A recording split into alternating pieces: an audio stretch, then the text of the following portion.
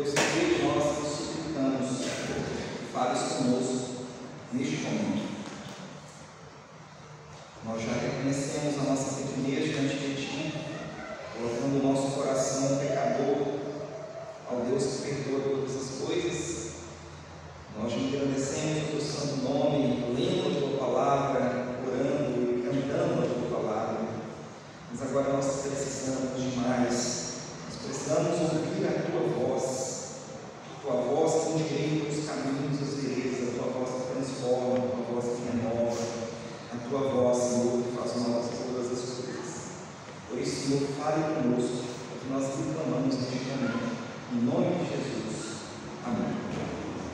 Irmãos, podemos nos assentar. Vamos abrir agora a palavra do Senhor no livro do profeta Daniel, capítulo 6.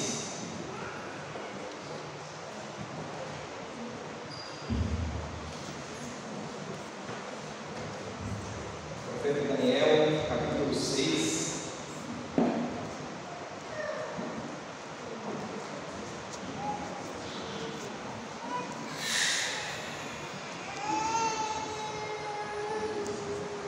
Enquanto os irmãos localizam o texto, é importante que tenhamos a compreensão do culto como uma obra única. Ela não é desfragmentada, é totalmente interconectada esta obra, é constante que cantamos, as leituras que foram feitas na liturgia, todas se comunicam com o texto que será lido. Então, até este momento, estávamos nos preparando para ouvir a voz do Senhor, sendo aquecidos, tendo o terreno preparado pela própria palavra, pela oração, pelos cânticos, usando os meios de graça que o Senhor nos disponibilizou. Portanto, espero que vocês consigam reconectar os textos lidos com a exposição que será feita a partir de agora. Assim está dito na palavra de Deus, capítulo 6, do livro do profeta Daniel. Pareceu bem a Dario construir sobre o reino a 120 sátrapas que estivessem por todo o reino. Sobre eles, 3 presidentes, dos quais Daniel era um, aos quais estes sátrapas dessem conta para que o rei não sofresse dano. Então, o mesmo Daniel se distinguiu destes presidentes e sátrapas, porque nele havia um espírito excelente, e o rei pensava em estabelecê-lo sobre todo o reino. Então, os presidentes e os sátrapas procuraram a ocasião para acusar a Daniel a respeito do rei, mas não puderam achá-lo nem culpa alguma, porque ele era fiel e não se achava nele nenhum erro nenhum. Disseram, pois, estes homens: nunca acharemos ocasião alguma para acusar a este fiel, se não a procurarmos contra ele na lei do seu Deus. Então, estes presidentes e sátrapas foram juntos ao rei e disseram: ó rei Dario, vive eternamente. Todos os presidentes do reino, os prefeitos e sátrapas, conselheiros e governadores, concordaram em que o rei estabeleça um decreto e faça firme o interdito que todo homem que, por espaço de 30 dias, fizer petição a qualquer Deus ou a qualquer homem e não diga ao rei, seja lançado na cova dos leões. Agora, pois, ó rei, sanciona o interdito e assina a escritura para que não seja mudada segundo a lei dos medos e dos persas, que se não pode revogar. Por esta causa, ó rei Dario, por esta causa o rei Dario assinou a escritura e o interdito. Daniel, pois, quando soube que a escritura estava assinada, entrou em sua casa e em cima do seu quarto, onde havia janelas abertas do lado de Jerusalém, 3 vezes por dia, se punha de joelhos e orava e dava graças diante de seu Deus, como costumava fazer. Então, aqueles homens foram juntos e, tendo achado Daniel a orar e a suplicar diante do seu Deus, se apresentaram ao rei e, a respeito do interdito real, lhe disseram: não assinaste um interdito que, por espaço de 30 dias, todo homem que fizesse petição a qualquer Deus ou a qualquer homem, e não a ti, ó rei, fosse lançado na cova dos leões? Respondeu o rei e disse: esta palavra é certa, segundo a lei dos medos e dos persas, que se não pode revogar. Então responderam e disseram ao rei: esse Daniel, que é dos exilados de Judá, não faz caso de ti, ó rei, nem do interdito que assinaste. Antes, 3 vezes por dia, faz a sua oração. Tendo o rei ouvido estas coisas, ficou muito penalizado e determinou consigo mesmo a livrar a Daniel, e até o pôr do sol se empenhou por salvá-lo. Então aqueles homens foram juntos ao rei e lhe disseram: sabe, rei, que a lei dos medos e dos persas, que nenhum interdito ou decreto do rei Sansone se pode mudar. Então o rei ordenou que trouxessem a Daniel e o lançassem na cova dos leões. Disse o rei a Daniel: o teu Deus, a quem tu continuamente serves, que ele te livre. Foi trazida uma pedra e posta sobre a boca da cova, selou-a o rei com o seu próprio anel e com os seus grandes, para que nada se mudasse a respeito de Daniel. Então o rei se dirigiu para o seu palácio, passou a noite em jejum e não deixou trazer à sua presença instrumentos de música, e fugiu dele o sono. Pela manhã, ao romper do dia, levantou-se o rei e foi com pressa à cova dos leões. Chegando-se ele à cova, chamou por Daniel com voz triste. Disse o rei a Daniel: Daniel, servo do Deus vivo, dá-se-me o caso que o teu Deus, a quem tu continuamente serves, tenha podido livrar-te dos leões? Então Daniel falou ao rei: ó rei, vive eternamente, o meu Deus enviou o seu anjo e fechou a boca dos leões para que não me fizessem dano, porque foi achada em mim inocência diante dele. Também contra ti, ó rei, não cometi delito algum. Então o rei se alegrou sobremaneira e mandou tirar Daniel da cova. Assim foi tirado Daniel da cova, e nenhum dano se achou nele, porque crera no seu Deus. Ordenou o rei, e foram trazidos aqueles homens que tinham acusado a Daniel, e foram lançados na cova dos leões, eles, seus filhos e suas mulheres. E ainda não tinham chegado ao fundo da cova, e já os leões se apoderaram deles e lhes esmigalharam todos os ossos. Então o rei Dario escreveu aos povos, nações e homens de todas as línguas que habitavam em toda a terra: paz vos seja multiplicada. Faça um decreto pelo qual, em todo o domínio do meu reino, os homens tremam e temam perante o Deus de Daniel, porque ele é o Deus vivo e que permanece para sempre. O seu reino não será destruído e o seu domínio não terá fim. Ele livra e salva e faz sinais, maravilhas no céu e na terra. Foi ele que livrou Daniel do poder dos leões.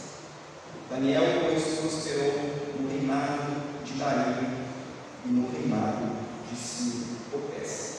Oremos mais uma vez. Meus queridos, a tua palavra foi lida, o santo livro está aberto. A única certeza que eu tenho neste momento é da minha competência, mas confiado nesse livro excelente que habita nos teus servos, nós nos lançamos ao desafio de com fidelidade expor a tua palavra, pedimos que a tua misericórdia me alcance, que o Espírito traga luz ao coração dos ouvintes aqui nessa noite, a oração que eu faço, em nome de Jesus, amém. Meus irmãos, a parte mais importante do sermão, vocês sabem qual é? A parte mais importante do sermão é a leitura do texto. porque tudo o que é dito deve jatear daquilo que foi lido. Conta-se uma história de um puritano assistindo a um culto, naquela época eles carregavam espadas, armas. O pregador subiu no culto, e à medida em que ele começou a contar histórias particulares a fugir do texto, um dos irmãos da igreja que participava lá do culto apontou a espada para o pregador e falou assim: ou você prega a palavra, ou você desça daí. Um dos grandes problemas dos cultos hoje é que a palavra não é pregada com fidelidade. Ela é usada apenas de pretexto para fugir do contexto e pregações humanas que exaltam o homem. Hoje nós vamos falar de prosperidade. Nós vamos falar da verdadeira teologia da prosperidade. Mas de nada tem de humanismo, tem do agir do Espírito na vida do homem. Hoje nós vamos falar de um Espírito excelente. Esse é o título do sermão, se você quiser anotar. Um Espírito excelente. E na introdução nós vamos ver o contexto do texto e a figura de Daniel. Daniel, nesse momento, no contexto histórico e político, se encontrava em um ambiente pagão, no Império Medo-Persa. Mas Daniel já estava há um longo tempo nessa administração pública, porque ele foi capturado, entre aspas, lá de Jerusalém, muito tempo atrás, quando ele tinha cerca de 17 anos de idade, e foi levado para o exílio babilônico na primeira remessa, na primeira leva. Então ele passou pelo governo de vários reis. O último tinha sido Nabucodonosor, depois de Nabucodonosor, o filho dele, Nabonido, Belsazar, foi aquele que Daniel leu lá escrito de escritura na parede, e falou que ele ia morrer. Então o rei morre e assume Dario. Então nesse momento Daniel tinha cerca de 90 anos de idade. Ele já era um velho, um idoso, mas ao ler o texto muitas coisas chamam a atenção. O rei Dario nutria muito apreço por Daniel. Várias vezes ele citou: olha, o Deus que você serve continuamente. Irmãos, precisamos aprender com a constância deste homem idoso, mas constante no exercício dos meios de graça para a vida do crente. O rei Dario, nesse momento, ele reorganiza o governo com sátrapas e presidentes, e Daniel é um deles. Ele escolheu 120 sátrapas, ou províncias, cada província tinha um responsável por essa província. O império era muito grande, e para cuidar desses 120 sátrapas, ele escolheu 3 presidentes, então, que era o nível intermediário entre os sátrapas e o rei Dario. E Daniel era um desses 3 presidentes. Mas veja o que é interessante: apesar de ser estrangeiro, Daniel se destaca em meio à elite administrativa do império. Olha o destaque de Daniel, versículo 3. Então, o mesmo Daniel se distinguiu destes presidentes e sátrapas, porque nele havia o quê? Um espírito excelente. E o rei pensava em estabelecê-lo sobre todo o reino. Meus irmãos, o versículo 3 deste capítulo é o que nós pretendemos usar hoje como fundamento de toda a exposição. Um espírito excelente. Mas veja, se você voltar um pouco lá no capítulo 5 e verificar no versículo 14, naquele episódio que eu citei sobre Beltesazar, escrito na parede, é escrito assim: tendo ouvido dizer a teu respeito, a respeito de Daniel, que o Espírito dos deuses está em ti, e que em ti se acha luz, inteligência e excelente sabedoria. Ou seja, esse Espírito excelente, ele já se manifestava nas atitudes, nas ações de Daniel em outras ocasiões. Embora aqueles homens pagãos chamavam isso de Espírito dos deuses, nós sabemos que é o Espírito Santo que todo crente tem. O segredo de Daniel não era a sua capacidade política, mas o espírito excelente que nele habitava. Prestem atenção, meus irmãos, o texto não fala de um espírito de competência. O texto não fala de conhecido no mundo corporativo de hard skills, soft skills.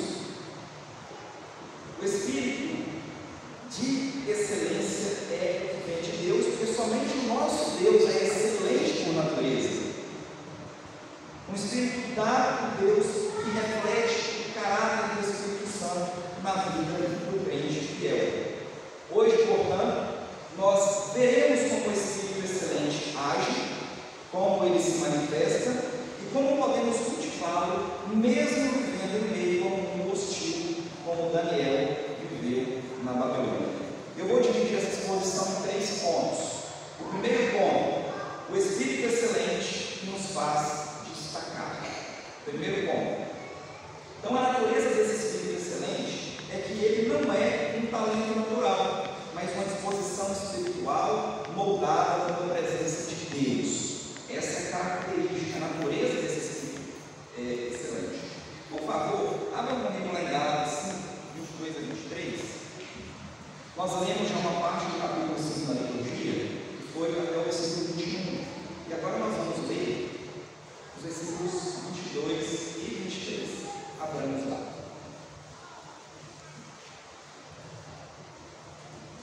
Nós vamos ver aqui que é a excelência do Espírito Santo operando em nós, produzindo o fruto do Espírito que nos faz ser reconhecidos como pessoas excelentes.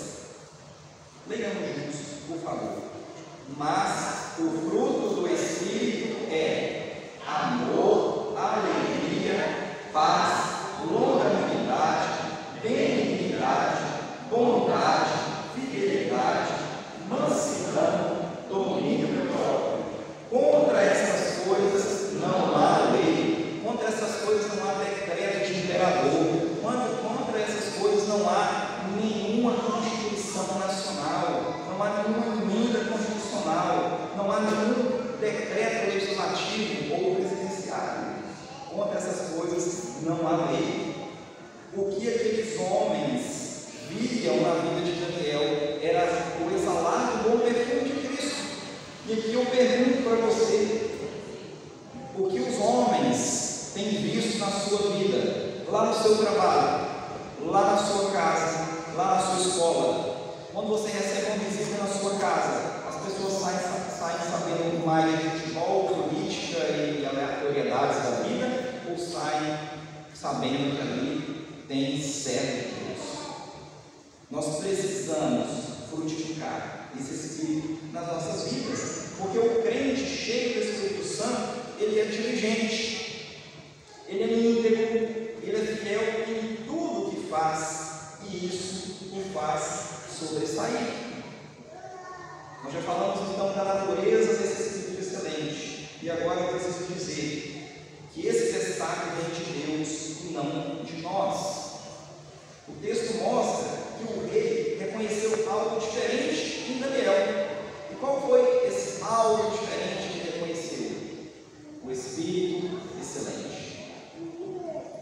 Interessante, meus irmãos, porque muitas vezes os efeitos podem mascarar as causas. Muitas vezes a gente tem dificuldade de encontrar a causa raiz. Mas se nós, que somos imagem e semelhança da árvore da vida, que é Cristo, pelos nossos frutos, as pessoas têm que saber o que tem nas nossas raízes. Eu posso dar um fruto muito bonito, mas esse fruto seja uma raiz de orgulho, para que eu seja visto diante dos homens, mas não para que Deus seja glorificado pela minha vida. Existem pessoas ímpias, super competentes, mas elas são competentes para a sua própria glória, não para a glória de Deus. Isso não vale de nada. Miserável homem, a vida só tem sentido quando quer que comamos, bebamos ou façamos qualquer outra coisa, tudo seja feito para a glória de Deus, mostrando onde nós estamos arraigados, radicados. Nesse sentido, nós temos que ser radicais. radicados na palavra para frutificar. Portanto, uma aplicação prática para as nossas vidas nessa noite, o que nos faz prosperar no ambiente de trabalho, nos negócios ou na vida pública, não são as habilidades humanas, mas o Espírito de Deus operando em nós. Obviamente, o Espírito de Deus operando em nós vai se manifestar em alguma habilidade humana, mas que não é de homens, é de Deus. Como pode? Aqueles homens, eles são letrados, estão falando outros idiomas. Vocês já viram isso na palavra? Será que de Nazaré pode ser alguma coisa boa? Será que lá de Pava pode vir alguma coisa boa? Como pode essa pessoa lá de Pava fazendo isso? Irmãos, o que nos faz destacar verdadeiramente é um Espírito excelente. E não é para a nossa glória, é para a glória do nosso Deus. Ainda dentro deste primeiro ponto do Espírito excelente que nos faz destacar, eu trago agora uma pergunta: como desenvolver esse Espírito excelente? Você pode anotar aí. Como que eu posso desenvolver esse Espírito excelente então? As empresas me mandam para fazer cursos, para trabalhar as minhas habilidades, para que eu cresça em capacitação, mas isso tudo é só trabalhar com o time da árvore. Como que eu trabalho na raiz dessa árvore? Eu vou começar falando do negativo, por meio da própria palavra. Abra lá em Tessalonicenses, 1 Tessalonicenses, capítulo 5, versículo 19.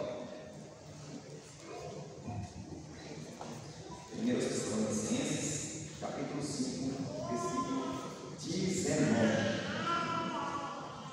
Por favor, que se encontrarem, leiam comigo.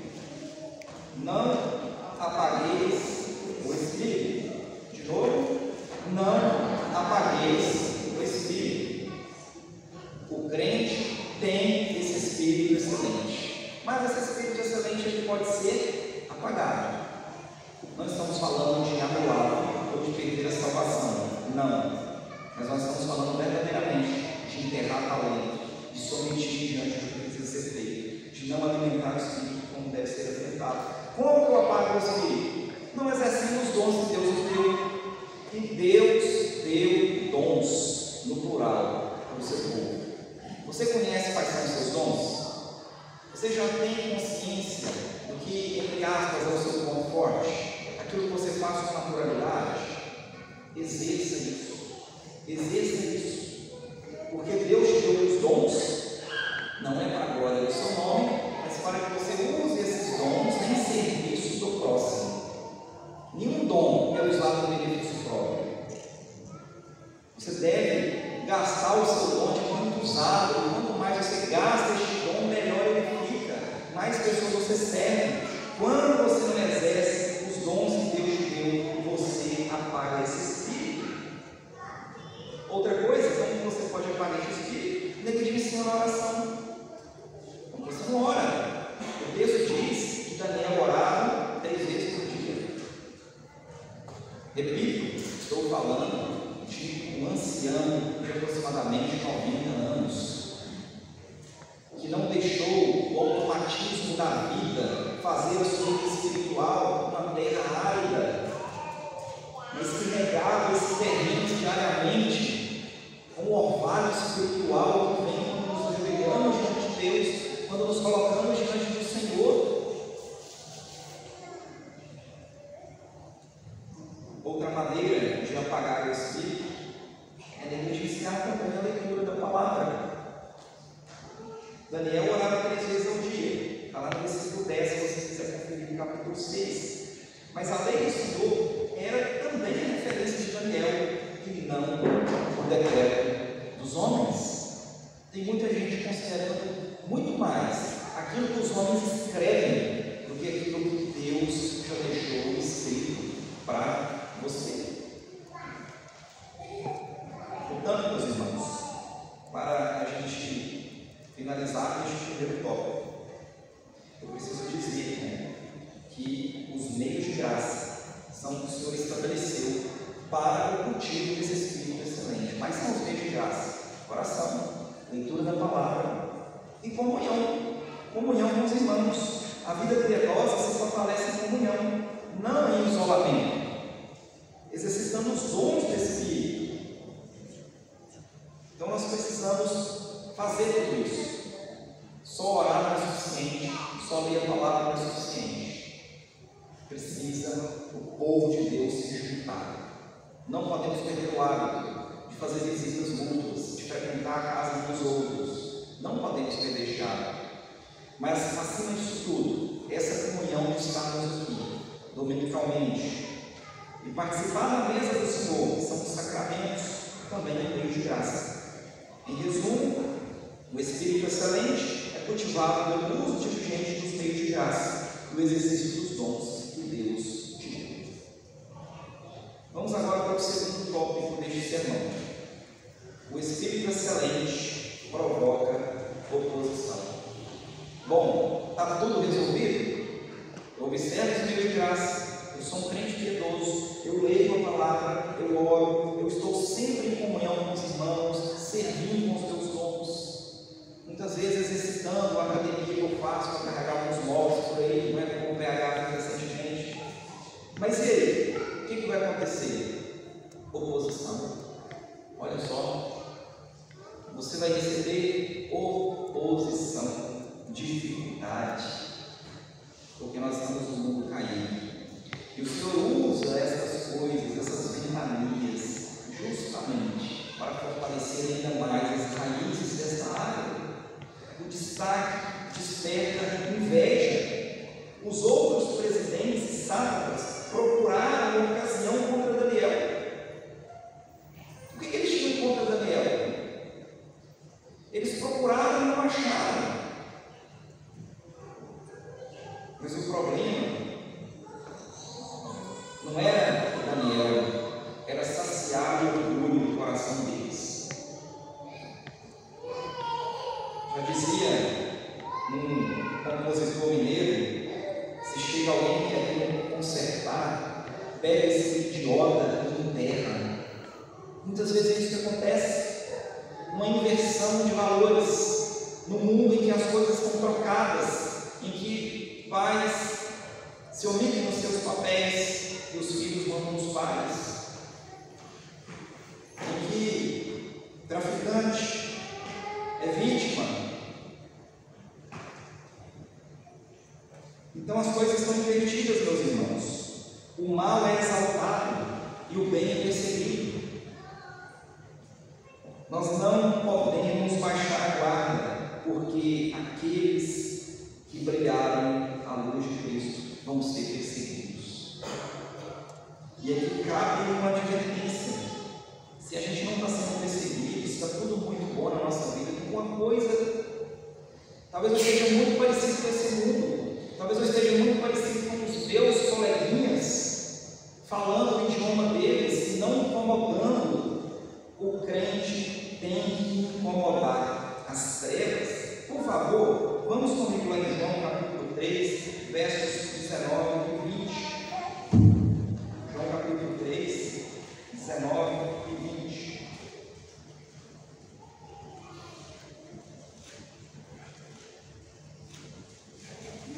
Assim está escrito: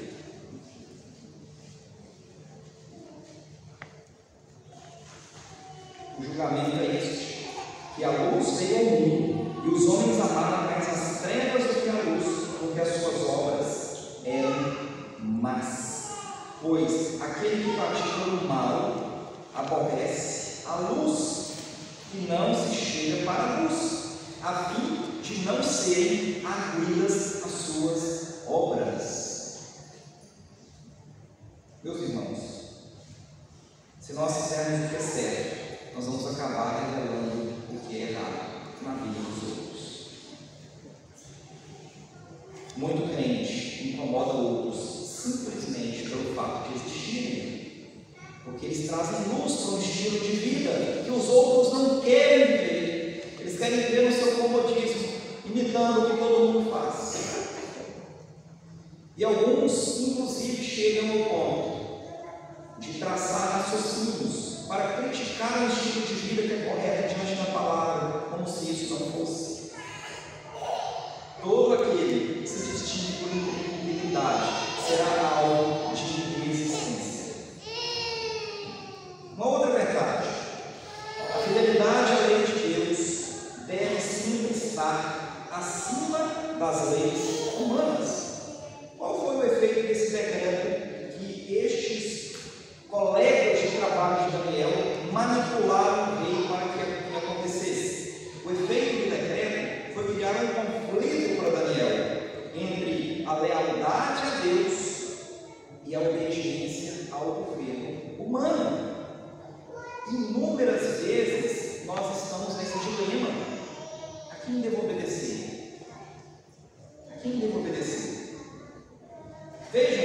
versículo 4 do capítulo 6, está escrito que não se achou culpa nenhuma, porque Daniel era fiel. Daniel não pecou contra o rei ao desobedecer o decreto injusto, pois obedeceu primeiro a Deus. Olha lá no versículo 22, o que está escrito? O meu Deus enviou o seu anjo e fechou a boca dos leões, para que não me fizessem dano, porque foi achado em mim inocência diante de ti. Também contra ti, ó rei, não cometi delito algum. O princípio aqui é que obedecer a Deus nunca é rebeldia. Obedecer a Deus é fidelidade. E o próprio rei atestou isso no versículo 16, se você observar bem. Veja lá no versículo 16. Saiu isso da boca do próprio rei, no final do versículo. Disse o rei Daniel: o teu Deus, a quem tu continuamente serves, ele te livre. O rei teve que cumprir a lei, formalmente a lei, mas ele cumpriu a lei torcendo para Daniel. Ele cumpriu a lei torcendo para que essa lei dele não valesse de nada. O próprio rei atesta isso quando demonstra o seu desejo de ver Daniel liberto dessa cova. Então, uma aplicação prática: no ambiente de trabalho, na política ou na vida pública, o cristão será provado em sua lealdade.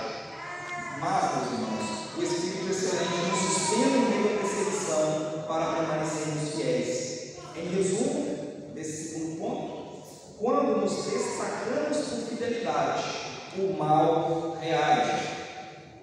Mas é nessa reação que Deus prova e aperfeiçoa o nosso caráter. E o último ponto desse sermão: o Espírito excelente, ele redunda em glória a Deus. Deus é glorificado pela fidelidade dos seus.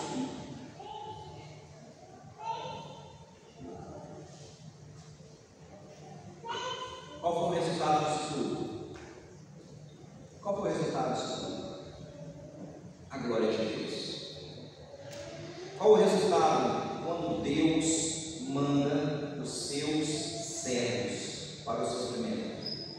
A glória de Deus.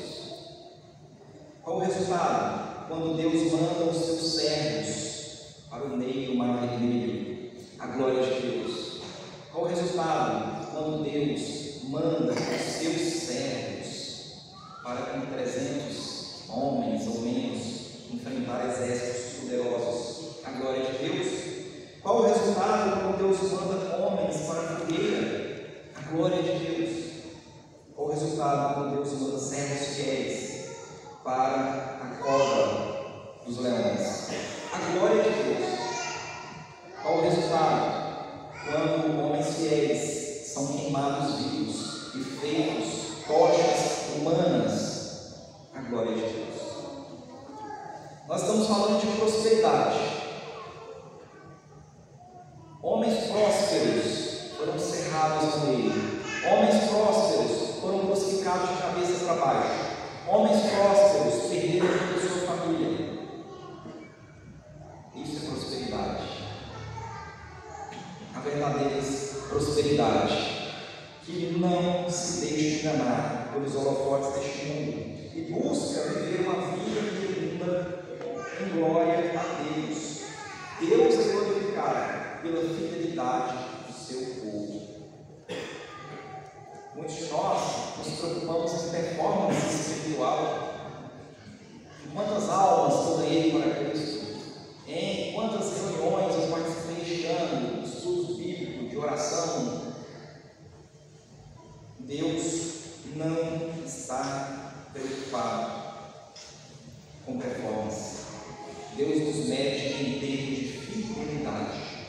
O quão fiel nós somos ao que Ele determinou. Veja no capítulo 6, os versos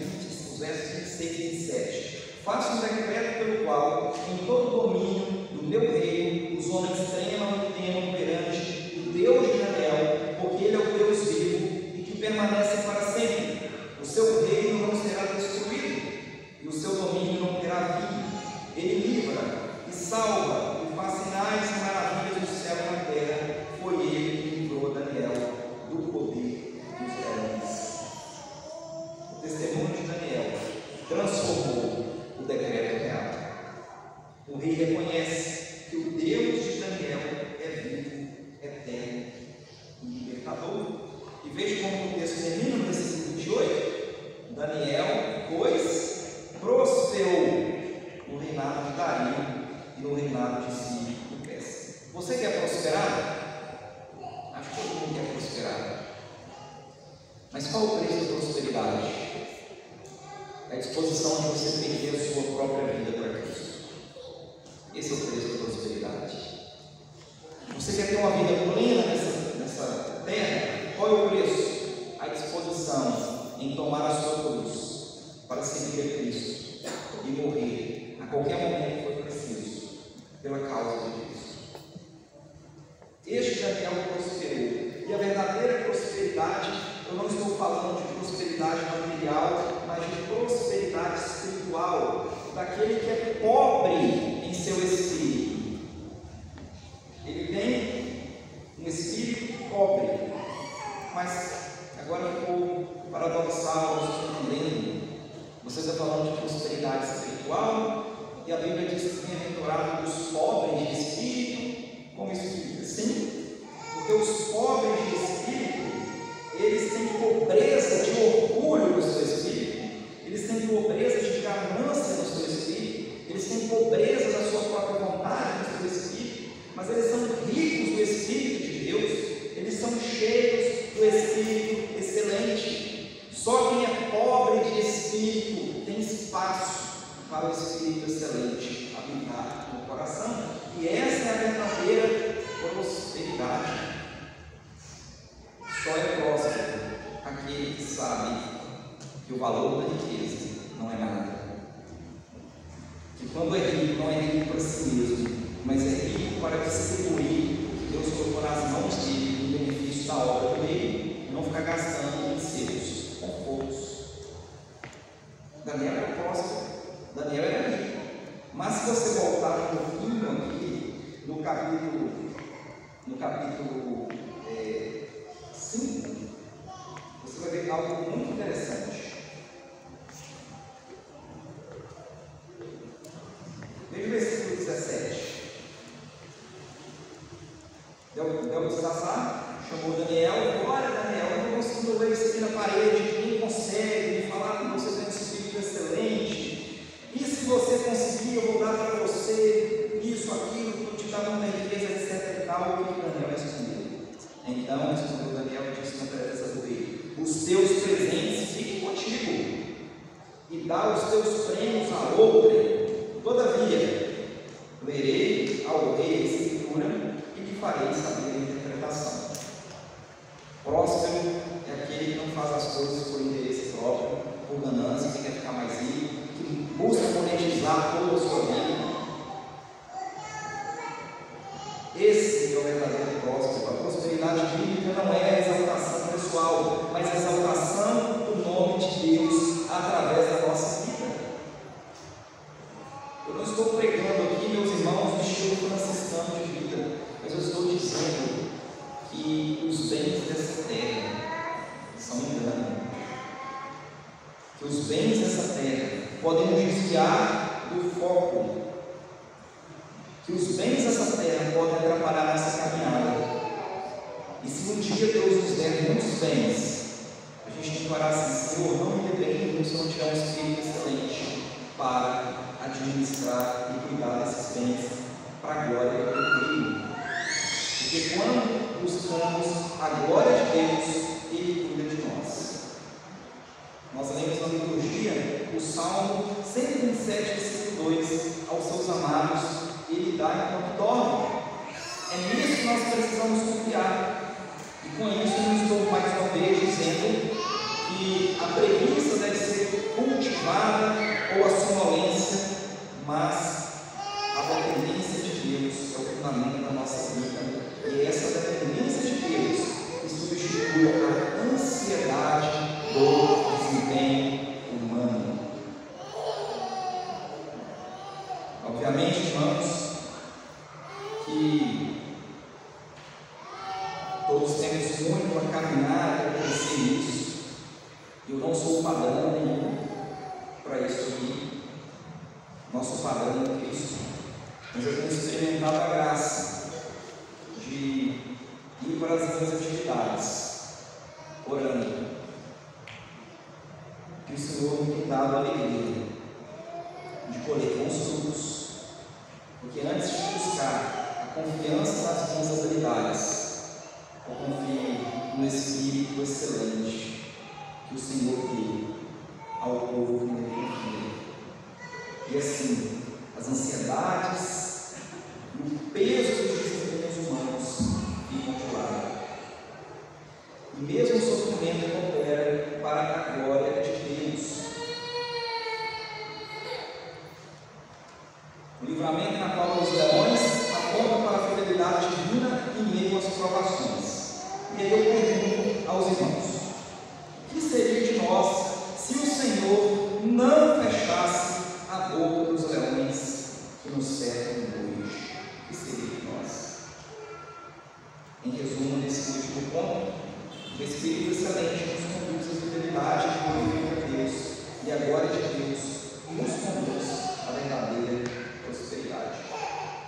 Eu concluo, meus irmãos, resumindo brevemente, dizendo que Daniel se destacou não por ser extraordinário, mas porque o Espírito de Deus habitava nele.